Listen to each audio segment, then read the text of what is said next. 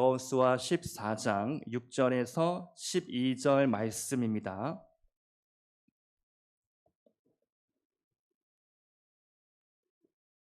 여호수아 14장 6절에서 12절까지 말씀 우리 다 같이 한 목소리로 봉독하시겠습니다.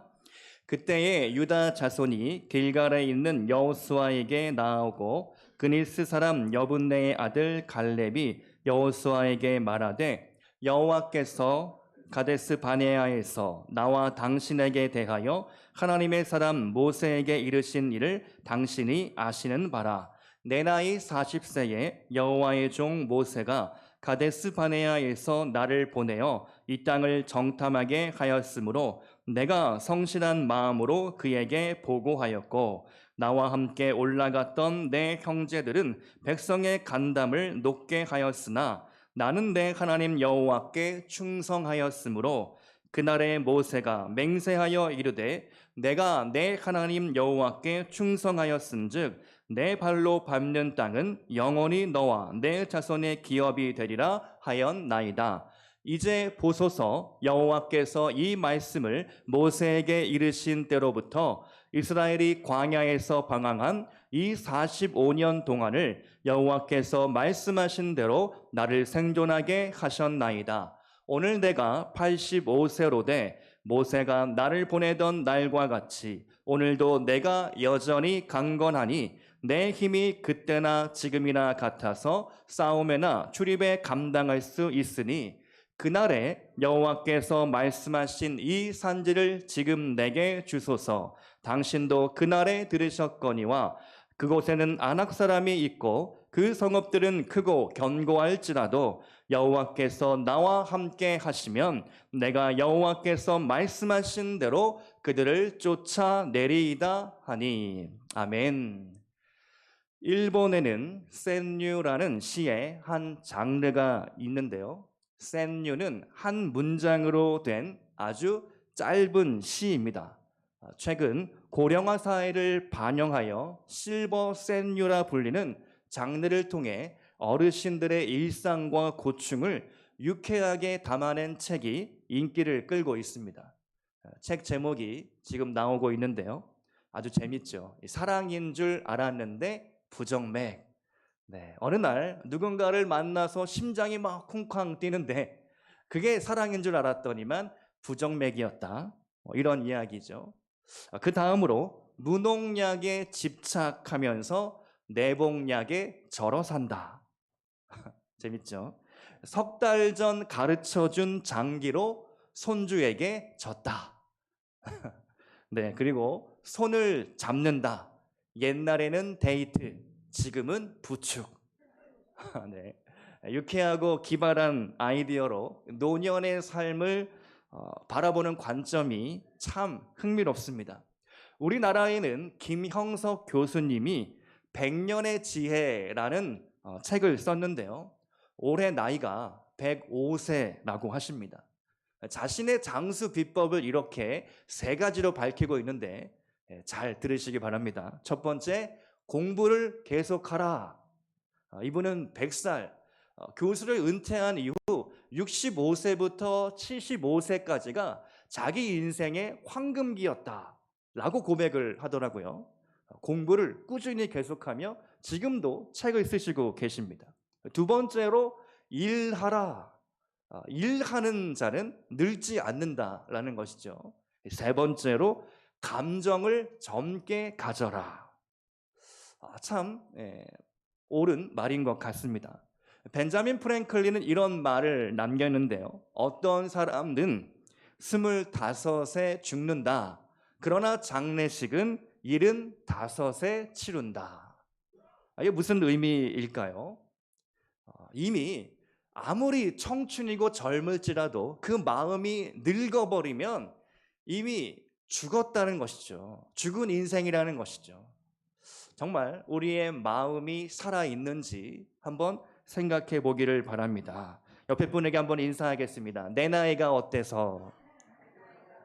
지금이 가장 아름다운 때입니다. 여러분의 인생에 지금이 가장 젊은 순간이죠. 믿으십니까? 본문의 배경은 가나안 땅 점령이 어느 정도 진행된 이후에 벌어지는 일입니다. 제비뽑기로 각 지파가 땅을 분양을 받습니다. 그런데 그때에 갈렙이 등장을 하죠. 갈렙이 여호수아 앞에 나와서 오래전 하나님이 말씀하신 그 약속의 땅을 내게 달라라고 요구합니다. 그의 나이 85의 일입니다.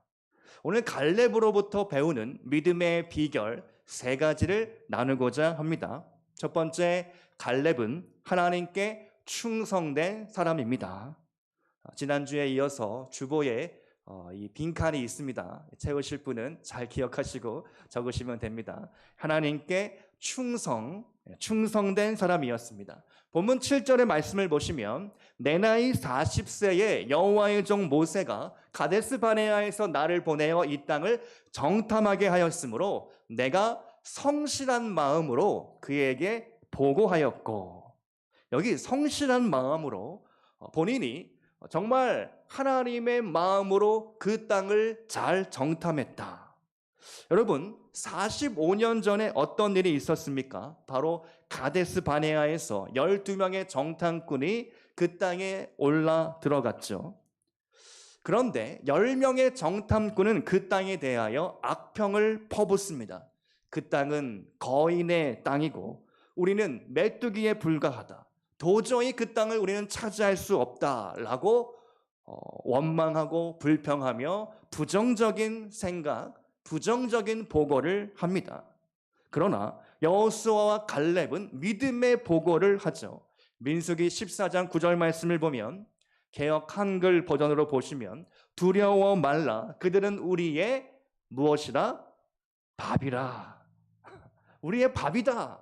두려워 말라. 여호와께서 우리와 함께 하신다. 할 수 있다. 하면 된다. 아주 쉽다.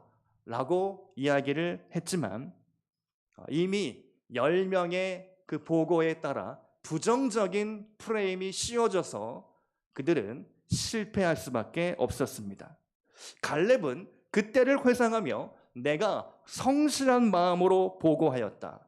8절 말씀을 보니까 나는 내 하나님 여호와께 충성하였으므로 9절 말씀에도 내 하나님 여호와께 충성하였은즉 내 발로 밟는 땅은 영원히 너와 네 자손의 기업이 되리라. 갈렙은 나의 충성과 나의 성실함을 알아주십시오. 갈렙은 그때나 지금이나 한결같이 충성된 사람이었다라는 것이죠. 여러분, 하나님은 충성된 사람을 쓰십니다. 충성이란 무엇입니까? 맡은 일에 성실한 것, 정직하여 변함없이 한결같은 태도로 일하는 것을 의미합니다. 저는 2000년 5월 의정부 306 보충대를 거쳐서 제가 새천년 군번입니다. 2000년 군번. 강원도 철원군 동성읍 철원 6사단 신병교육대에 입소하게 되었습니다. 군대 얘기를 해서 양해를 구합니다. 6주간의 아주 거칠고 빡센 훈련을 받고 이제 마지막 주차인데요. 제 바로 옆자리가 조교 자리였습니다. 조교가 어느 날 퇴소를 앞둔 날 저를 딱 바라보더니 어이 135번 훈련병. 네, 135번 훈련병. 제가 135번 훈련병이었습니다. 너는 군대가 체질인 것 같아 라고 하는 겁니다. 그래서 무슨 얘긴가 했더니 모든 훈련에 그래도 제가 상당히 성실하고 정직하게 열심히 하니까 그 조교가 저에게 인정해 준 것이죠. 야, 너는 군대가 체질인 것 같다. 참 성실하게 훈련을 잘 받았다. 그 6주를 마치면서 참 뿌듯한 마음이 들었습니다. 그리고 자대 배치를 받아서 1년 동안 너무 힘든 기간을 보냈습니다. 그 힘든 기간에도 저는 마음을 지켜서 주일이 되면 종교 행사를 꼭 신청해 교회에 가겠습니다 라고 손을 들었죠. 그런데 교회 간다고 하면 선임병이 참 싫어합니다. 구박을 합니다. 눈치를 아주 줍니다. 그런데 이게 처음이 중요하더라고요. 처음부터 저는 죽어도 교회를 가야 합니다 라고 하니까 몇 번 눈치를 주더니 그 이후로는 그냥 저 녀석은 교회를 꼭 가야 하는 인간이다 포기를 하더라고요. 그렇게 한 1년쯤 지났을 때에 저희 군인 교회에 군종병이 있었는데 군종병이 이제 말년이 되어서 제대할 날이 가까웠다라는 소문을 들었습니다. 제 마음 안에 내가 군종병이 되면 참 좋겠다. 어렵고 힘든 우리 병사들 좀 위로해주고 교회를 지키면서 교회 일을 돌보는 그런 일을 하면 참 좋겠다. 마음속으로 품고 기도를 했습니다. 그런데 어느 날 제대를 앞둔 그 말년 군종병이 저를 부르더니 야, 축하해. 너가 내 후임이 되었어 라는 것입니다. 저는 좀 의아했습니다. 왜냐하면 그때에 강력한 후보가 있었습니다. 다른 중대에 신학생이 있었거든요. 그래서 저는 은연중에 기도는 열심히 했지만 저 신학생이 군종병이 되겠지라고 생각을 했던 것이죠. 나중에 군종 목사님께 들은 바로는 그 신학생이 유력한 후보이긴 했는데 너무 삶이 뺀질뺀질하고 군종병을 시키면 잘 안 할 것 같아서 불성실하게 할 것 같아서 그 사람을 포기하고 저를 뽑았다라는 얘기를 듣게 되었습니다. 저는 그렇게 군 시절에 성실함을 인정받은 일 아직까지도 참 감사하게 기억에 남아 있습니다. 우리가 무언가 맡은 일을 있을 때에 그 맡은 일에 누가 보든 안 보든 성실하게 일을 감당할 때에 하나님이 아시고 사람들이 알아준다라는 것이죠. 갈렙의 이름의 뜻이 개입니다. 사람 이름의 뜻이 개라니 좀 의아하죠. 그런데 가만히 묵상해 보면 갈렙은 여호와 하나님께 충성된 충견과 같은 그런 삶을 살지 않았을까라고 생각이 되어집니다. 45년을 한결같이 충성스럽게 여호와 하나님께 있었다, 머물러 있었다라는 것이죠. 여러분의 인생이 시작과 끝이 한결같은 인생 될 수 있기를 축복합니다. 성실하고 여호와께 충성된 사람이 되시기 바랍니다. 두 번째로 갈렙은 말씀대로 살았습니다. 우리 한번 같이 따라해 보겠습니다. 갈렙은 말씀대로 살았습니다. 본문 10절 말씀을 보시면 여호와께서 이 말씀을 모세에게 이르신 때로부터 여호와께서 말씀하신 대로 12절 말씀에서도 내가 여호와께서 말씀하신 대로 그들을 쫓아내리이다. 갈렙의 이야기를 들어보면요, 군데군데 여호와께서 말씀하신 대로, 여호와께서 그날에 내게 말씀하신 대로 말씀 말 시작과 끝, 정말 말끝마다 여호와의 말씀에 대해서 강조하고 있습니다. 왜 그렇겠습니까?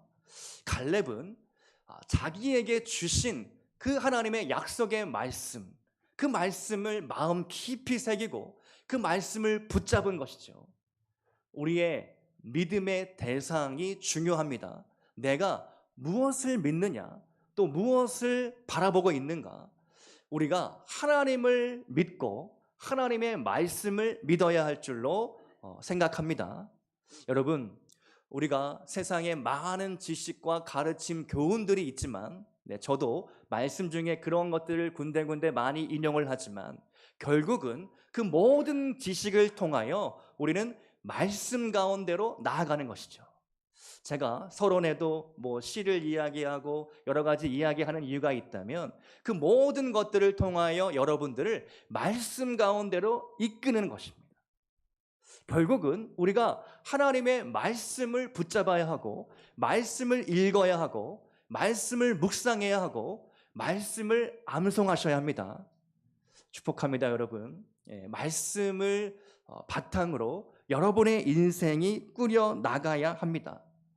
여러분, 갈렙의 나이가 85인데 그의 정신과 기상이 흐려지지 않은 이유가 있다면 무엇일까요? 그가 말씀의 사람이었기 때문입니다. 그 45년 전에 주어진 모세로부터 들은 하나님의 말씀을 계속해서 되뇌이고 기억하고 암송하고 생각하고 붙잡은 것이죠. 절대로 한순간도 그 말씀을 포기하지 않았다라는 것입니다. 말씀대로 살았더니 그 말씀대로 갈렙의 인생이 복을 받았다라는 것이죠.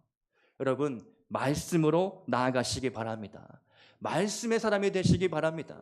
말씀으로 충만하시기 바랍니다. 새벽마다 생명의 삶 말씀으로 우리가 묵상하고 설교하고 있는데요. 여러분, 그 말씀 한 구절이라도 제가 단톡방에 매일 또 정리해서 나눠드리고 있습니다. 그 말씀 한 구절이라도 와닿는 게 있다면 그 말씀을 품고 그 말씀 그대로 적용해 보시기를 바랍니다. 그렇지 않는다면 우리의 인생은 그냥 그저 어제와 똑같은 오늘, 또 오늘과 똑같은 내일이 반복될 뿐인 것이죠. 여러분, 말씀으로 깨어 말씀대로 사시기를 축복합니다. 세 번째로 갈렙은 개척 정신으로 나아갑니다. 우리 따라하겠습니다. 갈렙은 개척 정신으로 나아갑니다. 우리 한 번 더 하겠습니다. 갈렙은 개척 정신으로 나아갑니다. 아멘. 12절 말씀을 보시면 여러분, 12절 말씀 아주 너무 좋은 말씀인데 우리가 갈렙의 심정으로 한번 낭독을 선포를 해봤으면 좋겠습니다. 12절 말씀을 띄워주시면 같이 읽겠습니다. 시작.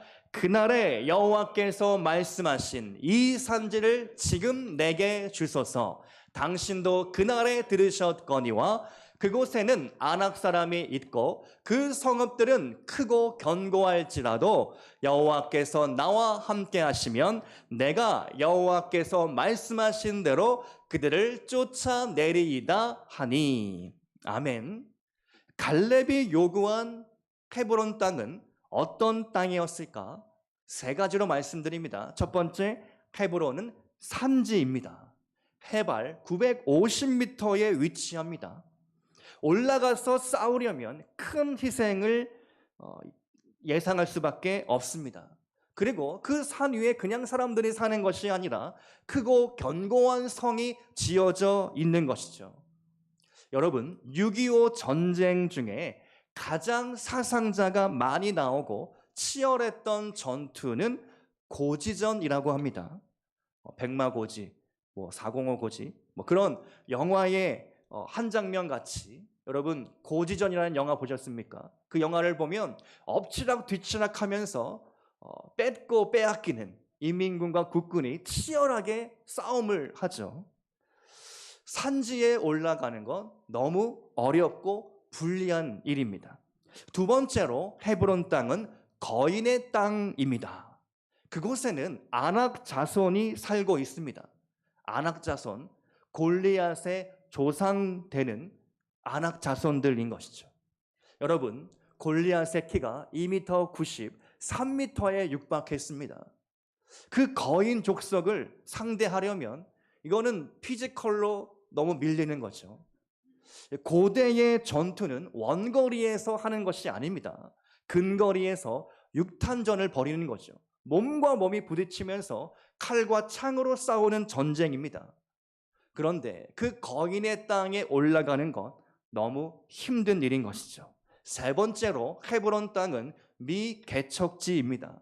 산지에 크고 견고한 성읍이 있고 거인들이 딱 버티고 있는 그 땅에 그 누구도 그 아무도 올라갈 생각을 하고 있지 못했습니다.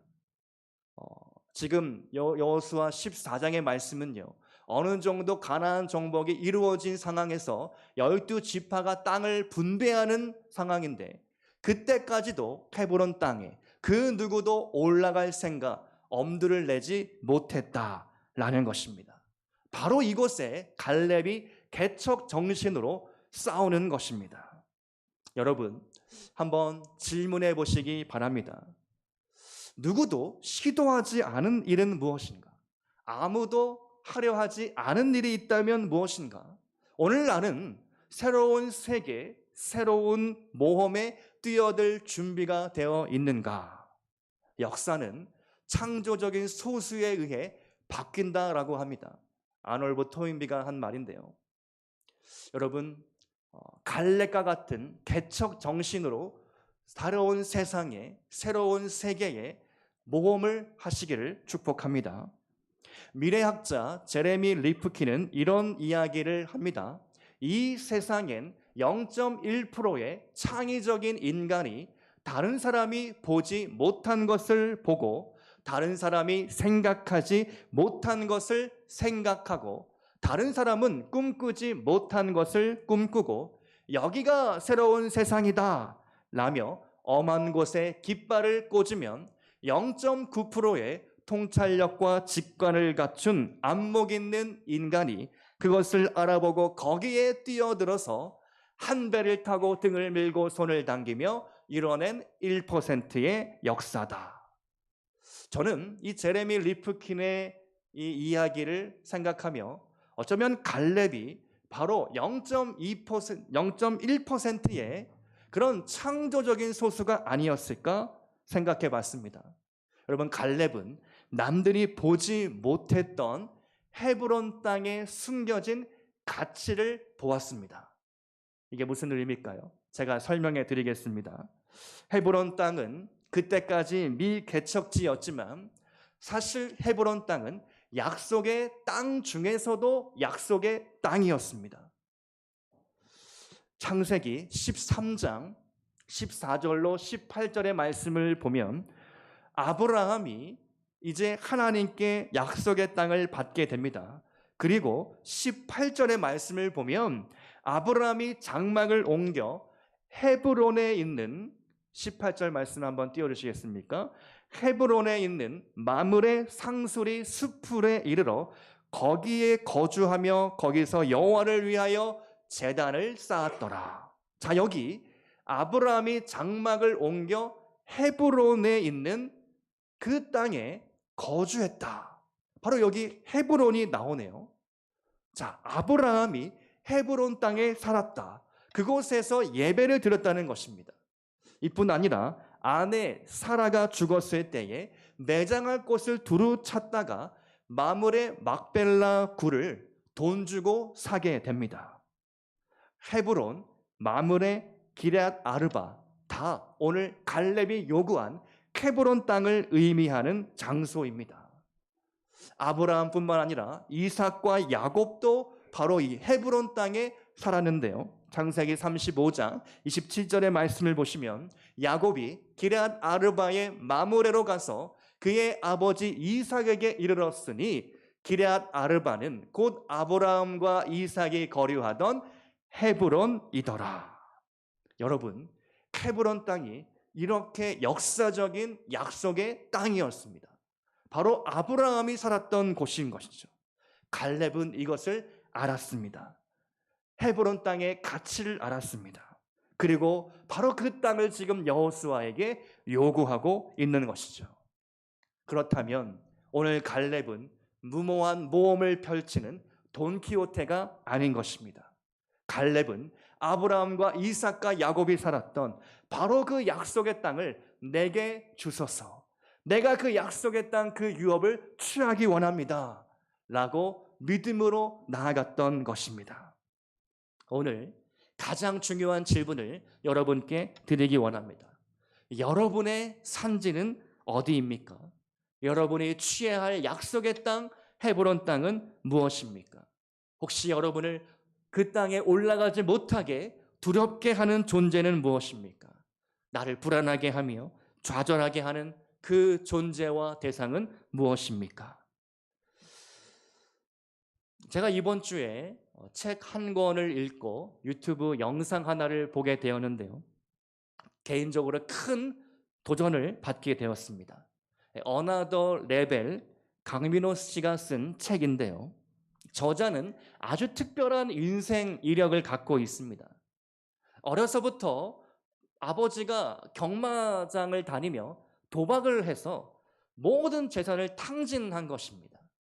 그래서 15살 때부터 편의점 아르바이트를 뛰어야 했습니다.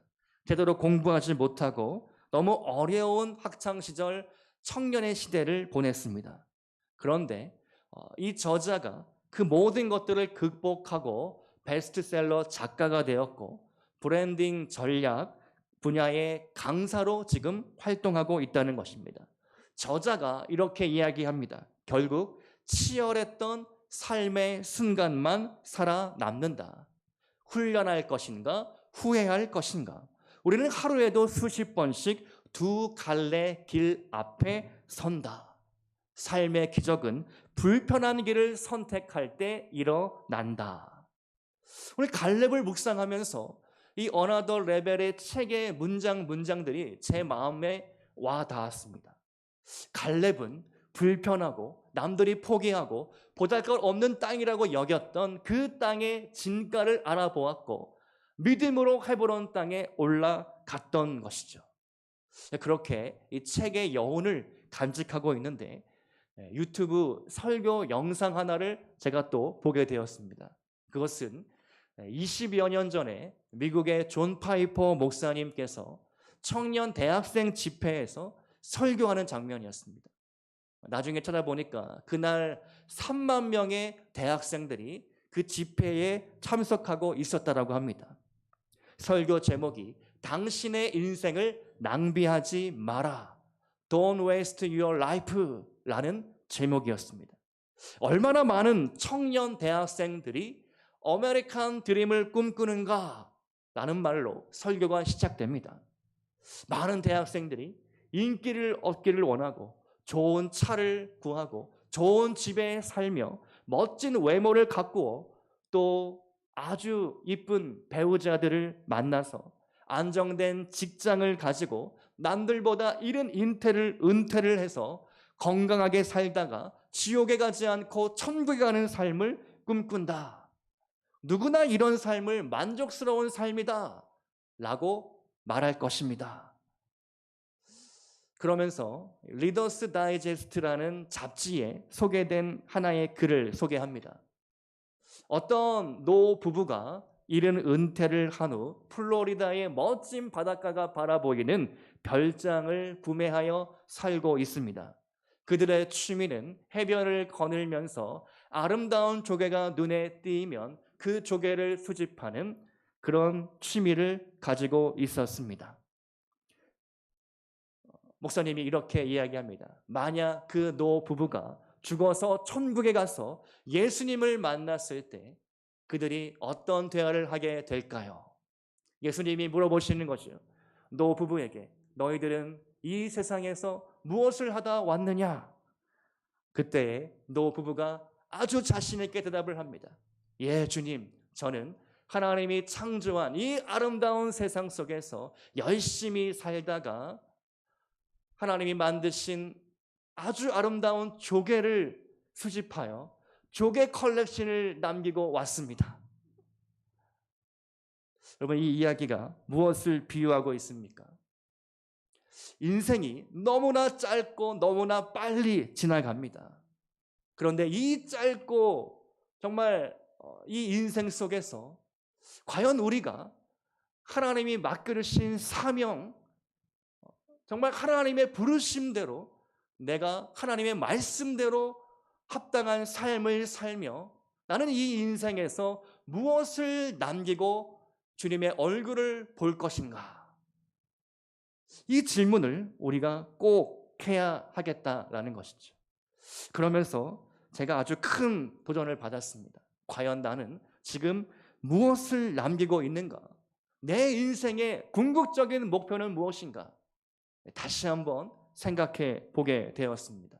제가 대학교 4학년 1학기를 마치고 인생의 두 갈래길을 앞두고 있었습니다. 한쪽 길은 취업을 하는 거였습니다. 그 당시만 하더라도 2004년도, 2005년도쯤이었는데요. 경제가 나쁘지 않아서 원서를 내면 좋은 회사에 들어갈 수 있었습니다. 또 하나의 길은 지금까지 대학생으로부터 대학생 시절 훈련 받은 대로 선교사의 길을 가는 것이었습니다. 그때에 기도할 때에 하나님, 제가 정말 제 인생에 가치 있는 삶을 살기를 원합니다. 물론 직장생활을 하면서 크리스찬으로 좋은 선한 영향을 흘려보내는 삶도 가치가 있겠지만, 하나님 정말로 제가 영혼을 구원하며 선교하는 일에, 정말 하나님 나라를 확장하는 일에 제가 제 인생을 드리고 싶습니다 라고 기도했고 그 길을 걸어갔습니다. 이번 주 중에 다시 한번 제 인생의 목표와 제 꿈에 대해서 다시 한번 돌아보게 되었습니다. 그러면서 주님 앞에 기도했습니다. 주님, 제 인생의 목표가 더 나은 삶이 되지 않기를 원합니다. 더 넓은 집, 더 좋은 차, 더 많은 돈과 삶의 여유와 편안한 노후, 인기와 명예와 권력이 되지 않기를 원합니다. 제 인생의 목표가 더 많은 영혼을 구원하는 것, 더 많은 제자를 남기는 것, 정말로 그래서 수많은 영혼들이 나를 통하여 도전받고 예수를 믿고 삶이 변화되는 것을 보기를 소망합니다. 이것이 저의 인생의 목표가 되기로 다시 한번 생각해 보고 결단했습니다. 여러분, 여러분의 인생이 너무나 짧습니다. 여러분의 인생을 낭비하지 마시기 바랍니다. 과연 내 인생의 궁극적인 목표, 돈을 벌고 사업을 하고 많은 일들을 하는 그 궁극적인 목표는 무엇인가? 다시 한번 돌아보고 다시 한번 결단하시기를 축복합니다. 갈렙처럼 믿음의 야성을 회복하시기 바랍니다. 이 산지를 내게 주소서 하나님 앞에 믿음으로 고백하며 나아가시기를 축복합니다. 오늘 말씀의 결론입니다. 사무엘 울만은 청춘이라는 시를 썼습니다. 청춘이란 인생의 한 시기가 아니라 마음가짐을 뜻하나니, 청춘이란 두려움을 물리치는 용기, 안이함을 뿌리치는 모험심, 그 탁월한 정신력을 뜻하나니, 때로는 20살 청년보다 60살 노인이 더 청춘일 수 있네. 영감이 끊기고 정신이 냉소의 눈에 덮이고 비탄의 얼음에 갇힐 때 그대는 20살이라도 늙은이가 되네. 그러나 머리를 높이 들고 희망의 물결을 붙잡는 한 그대는 80살이어도 늘 푸른 청춘이네. 사무엘 울만이 이 시를 쓴 나이가 78이라고 합니다. 청춘은 나이의 문제가 아니라 마음의 상태에 있는 것입니다. 영감이 끊기고 정신이 눈과 얼음에 갇힐 때 20살 청년도 늙은이가 되어버린다 라고 말합니다. 달아 없어지는 것이 두려운 것이 아니죠. 녹쓰는 것이 정말 두려운 일입니다. 믿음의 노장 갈렙은 죽지 않아 우리와 함께 영원한 청춘으로 살아 있는 것입니다. 예수님도 죽지 않으셨습니다. 예수님은 우리와 영원히 함께 하십니다. 그분은 저와 여러분 마음속에 살아 계십니다. 그렇다면 무엇이 두렵습니까? 무엇을 염려하십니까? 무엇을 주저하고 있습니까? 믿음으로 외치고 선포하시기 바랍니다. 이 산지를 오늘 지금 나에게 주소서. 저 높은 곳에 올라가 깃발을 꽂고 그들은 우리의 밥이다. 영원한 청춘 갈렙의 푸르른 기상으로 나아가는 저와 여러분 되시기를 주님의 이름으로 축복합니다. 함께 기도하시겠습니다.